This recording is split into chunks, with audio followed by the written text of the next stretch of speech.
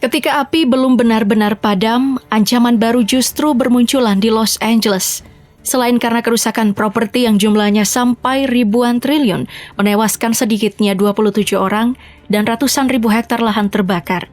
Masalah kebakaran kembali sampai pada krisis ekonomi, jadi masalah yang sangat signifikan.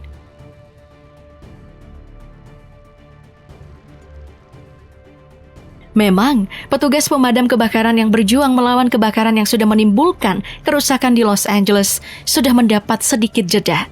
Angin kencang yang awalnya mengobarkan api dan menghambat upaya penyelamatan sudah melemah dan jauh lebih ringan. Tapi bukan berarti sudah selesai.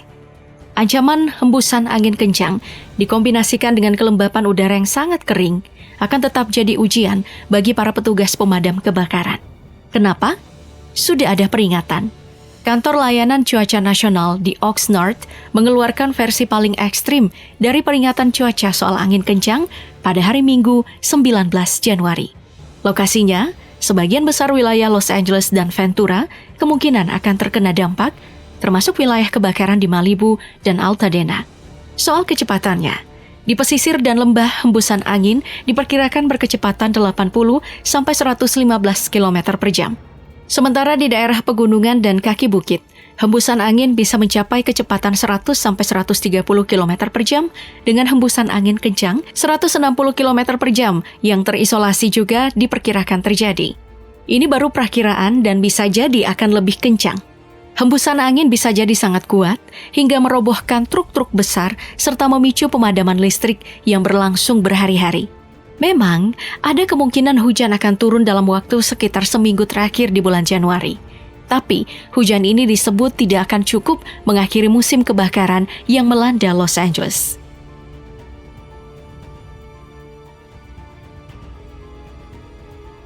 Setelah menghadapi kobaran api, rumah-rumah yang selamat terutama di wilayah Palisades juga mengalami ancaman tanah longsor yang bisa sewaktu-waktu merobohkan rumahnya. Sebagai contoh, Stephen Edwards, seorang komposer musik yang kehilangan satu rumahnya di Pacific Palisades karena kebakaran. Di area yang sama, Edward punya rumah lain. Memang rumahnya selamat dari kebakaran, tapi ada masalah lain, yaitu tanah longsor. Edward melaporkan rumahnya terbelah jadi dua karena tanah longsor. Sebenarnya tanah longsor bukan hal baru yang terjadi setelah kebakaran. Kebakaran ekstrim yang terjadi dengan skala besar di Los Angeles ini telah membuat tanah jadi tidak stabil. Memang, tanah longsor setelah terjadinya kebakaran biasanya melewati proses selama beberapa tahun. Untuk kasus rumah milik Edward, karena kondisi api yang bahkan masih berkobar, tanah longsor kemungkinannya dipicu karena adanya air. Mengingat California Selatan curah hujannya sedikit sejak Mei tahun lalu. Air pemicu tanah longsor berasal dari proses pemadaman dari petugas pemadam kebakaran. Ditambah, jika musim hujan sudah masuk dengan curah hujan yang tinggi, rumah-rumah yang ada di bekas kebakaran adalah yang paling rawan, paling rentan terjadi longsor. Penjelasannya, vegetasi, khususnya akar tanaman, membantu menahan tanah untuk tetap berada di tempatnya. Tapi masalahnya, setelah kebakaran, tanah di atasnya akan jadi lebih gembur dan bisa bergerak lebih bebas.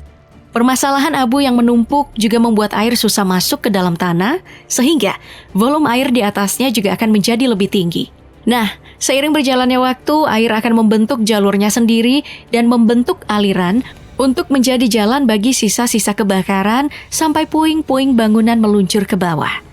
Ditambah kondisi geologi California Selatan yang punya lereng dalam yang terdiri dari sedimen lepas akan membuatnya jauh lebih beresiko menghadapi tanah longsor.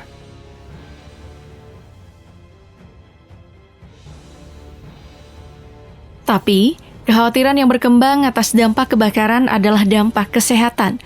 Para pejabat juga mengumumkan keadaan darurat kesehatan masyarakat karena asap yang tebal dan beracun. Tapi mengapa asap di Los Angeles jadi sangat berbahaya? Sebenarnya asap dari kebakaran vegetasi memang sudah berbahaya, tapi kebakaran di Los Angeles menghasilkan racun tambahan saat bangunan, kendaraan, dan bahan sintetis lainnya terbakar. Plastik khususnya adalah masalah yang signifikan dari kebakaran ini. Alasan mengapa bau plastik terbakar begitu khas adalah karena sebagian besar plastik saat kita menggunakannya bukan cuma terdiri dari karbon dan hidrogen dalam molekul plastik, tetapi ada hal lain di dalamnya. Beberapa zat berbahaya yang mungkin ada dalam asap adalah penghambat api, hidrogen klorida, senyawa bromin, dan hidrogen sianida. Selain itu, material berupa asbes yang masih ditemukan di gedung-gedung tua juga bisa berkontribusi terhadap campuran racun. Asbes adalah zat kimia yang sangat beracun dan bisa menyebabkan sesak nafas dalam dosis yang cukup tinggi. Asap ini bahkan jauh lebih berbahaya dibandingkan dengan polusi udara biasa. Hal ini tentu saja akan sangat beresiko, terutama bagi mereka yang punya kondisi kesehatan rentan, seperti anak-anak dan orang tua. Nah, yang jadi masalah, di tengah meningkatnya kepulan asap, banyak toko dan supermarket di Amerika Serikat kehabisan alat pembersih udara karena warga memborongnya. Untuk itu, pemerintah mengambil langkah untuk mengurangi resiko dengan mendistribusikan masker N95 ke masyarakat.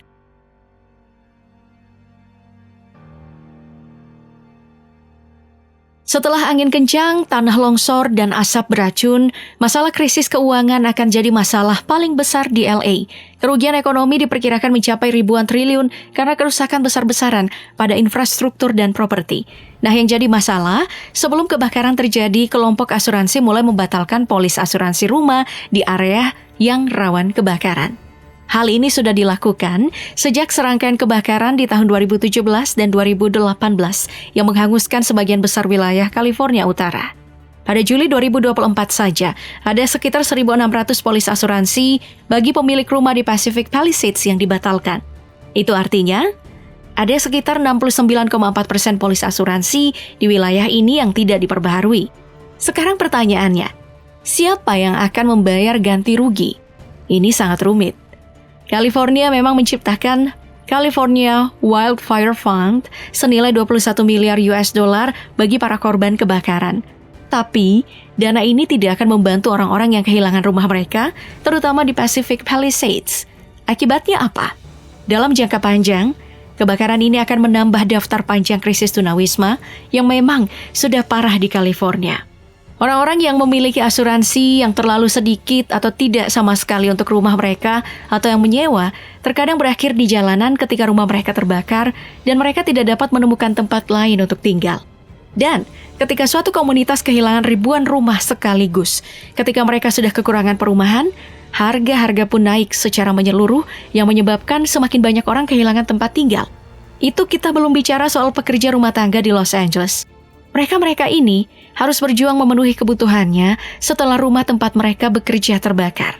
Tentunya, kerusakan properti dan gangguan pasar kerja akibat kebakaran dapat memberikan tekanan ke inflasi karena memperlambat pertumbuhan dan sedikit menghambat perekrutan, meskipun tidak pada tingkat yang cukup besar untuk mengubah prospek secara mendasar.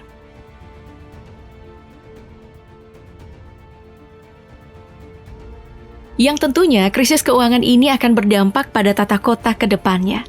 Los Angeles yang sudah mengalami krisis keterjangkauan perumahan yang parah dan jadi salah satu yang terburuk di Amerika, sekarang menghadapi kekurangan perumahan yang juga parah. Itu karena ribuan unit perumahan terbakar secara bersamaan. Hasilnya, ada lonjakan jumlah orang yang mengungsi, dengan harga sewa yang semakin meroket tentunya, meningkatkan jumlah orang yang menjadi tunawisma. Padahal, kota ini sudah berjuang untuk menghasilkan 486.000 lebih unit perumahan baru pada tahun 2029. Tujuannya untuk mengatasi krisis perumahan di Los Angeles. Pemerintah memang langsung mengambil langkah cepat dengan meninjau rencana pembangunan secara serentak untuk membangun meringankan krisis perumahan. Hanya saja, ada banyak kendala dalam pembangunan kembali. Selain pembatasan zonasi, juga terkait masalah perizinan yang lambat dan biaya material yang tinggi. Ditambah, kota ini masih dipenuhi proyek zombie, lahan kumuh yang pembangunannya sudah disetujui dan lahannya sudah dibersihkan, tapi konstruksinya telah berhenti.